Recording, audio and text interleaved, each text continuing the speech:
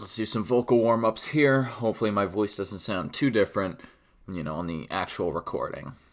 Alright. Plants vs. Zombies 2 is a game about losing. You lose until you're eventually coerced into buying plants that will help you lose less. But I've decided that I'm far too good for losing, and I'm actually far too good to mess up at all. Thus, we ask the question, can you beat Plants vs. Zombies 2 without any plants being eaten?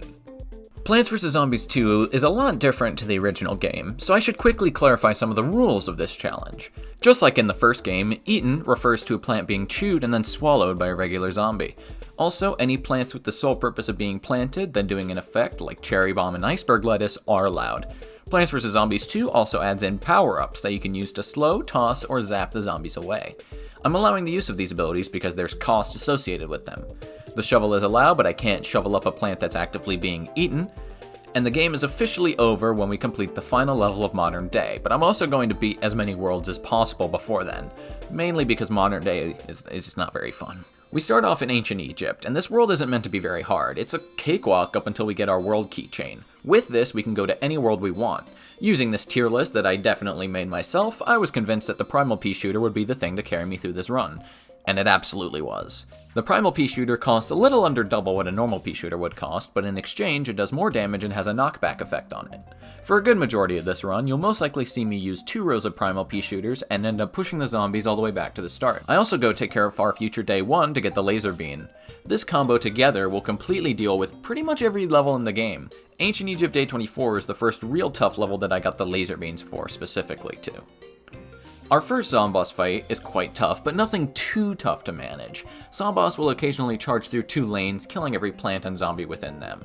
While it is possible to stop him with plant food effects later on, there will be some instances where that's just not feasible. Also, I got a ton of comments on how hard Zomboss wasn't on the previous video, so I hope you guys are happy now. Instead of going to Pirate Seas, I like to go to the Wild West. There's a perk that we can get called Walnut Repair, which allows us to repair any of our defensive plants by planting them again on the same spot. Occasionally, there will be levels with non-optional objectives that need to be completed.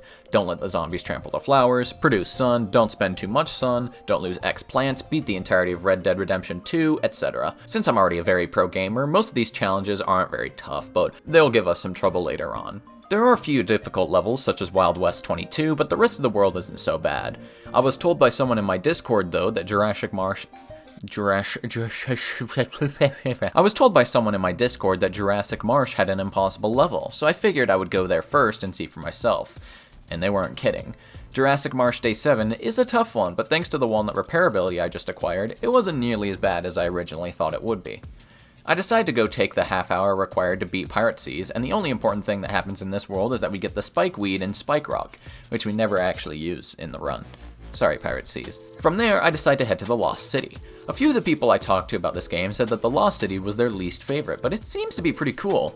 Because there are sun tiles on the ground, you can get away with sometimes using 1 or even no sunflowers per level. Now, let's get one thing straight. It is very possible to beat this game without ever planting any attacking plants. If you have enough money or patience, you can probably just buy enough power-ups to get through the entire game, or enough plant food to steamroll any level. This playthrough is meant to showcase what would be a casual run of the game, with the only exception being that we can't lose plants. Lost City comes and goes with no real fanfare. While it is a cool place, it's a real shame that the gold tile can only be used in this world. It would have served for some really cool strategies outside of Lost City. Speaking of Lost City, my Discord server. We just found it, but I don't know if there's any real treasure there. If you want early access to videos like these, or opportunities to play games and read scripts like this before they go live, link is in the description. Now, Dark Ages is a very tough world. There's one thing in particular that makes this run come to a complete standstill, though. Dark Ages Night 14. Assuming we can even make it to that portion of the world, there are 2 objectives that completely mess with our run. The first being that we have to generate at least 2,000 sun. Not too hard, but the second is what they want you to generate sun with. Sunbeam. Sunbeam is actually a nifty little item in terms of sun economy. When a zombie eats it, it'll start to generate sun as it walks and eventually dies. Now, if you remember what this video is about, you'll consider this an instant failure, as will I.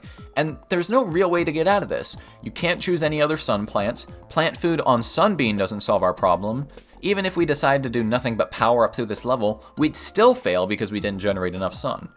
So, regrettably, this run isn't even close to being over yet. There's actually one last thing that we can resort to. Back in Update 4.4.1, the Primal Sunflower was added to the game. Because the developers decided not to bug test their game at all, Primal Sunflower can be used on all Last Stand levels, including Dark Ages Night 14. All we have to do is load up a previous version of the game, unlock Primal Sunflower, get to Dark Ages Night 14, and then swap back. We'll have to use the Sunbeam on our up-to-date version of the game, but the fact that we completed the level at all is a win for me. If you disagree, that's totally fine. It's more of a semantics thing than anything else. If this glitch wasn't in the game, I would have just skipped the world like the devs skipped their dignity. While I work on my second save file, I decide to go to the Frostbite Caves because it's a relatively easy world. You might notice here and there that sometimes the cuts on the video are a little excessive, and that's because I'm trying to cut out every ad that plays. When you complete a level, exit out of a menu, or restart a level, sometimes you get an ad. Frostbite Caves Day 11 was extremely rough, and I did something that I'm not proud of. I spent money on this game. It may have been $5, but it is $5 that I will sorely miss. Day 14 was actually one of the few times during this adventure where I was genuinely impressed with the level design. Very well done there. And we make it through the rest of Frostbite Caves with very little effort. Our next stop is Far Future, as it's a relatively easy world. Power tiles and the plants given make this world kind of a breeze. The few difficult levels can be easily solved by laser beam and primal pea shooters. Plus we get a few really strong plants that help us out, like tile turnip and citron. Also, because I know it'll eventually be asked, the hollow nut or the infinite still counts as a plant. Even though it can technically respawn, I still consider it to be something that's eaten. And at this point, the easy worlds have stopped, and I'm going to need all the help that I can get. So I bought 3 upgrades, 1 more plant food, 1 more plant slot, and extra starting stun. Stun? What the fuck? At this point, I put a question on my community tab about if I should split this video in half, and the overwhelming majority of people said yes. So this is part 1 of a 2-part series, with the second one coming midway January. Thank you all very much for watching this video. I'm sorry I couldn't make this one video, but this game is just very unfun to play. I'll be damned if I don't make a good couple videos on this game, because that's what I do. Join us next time when we take on the last few worlds, including Neon Mixtape Tour, Big Wave Beach, Dark Ages, and... Special thanks to GameChamp3K for their voiceover, and as always, have yourselves a damn good one.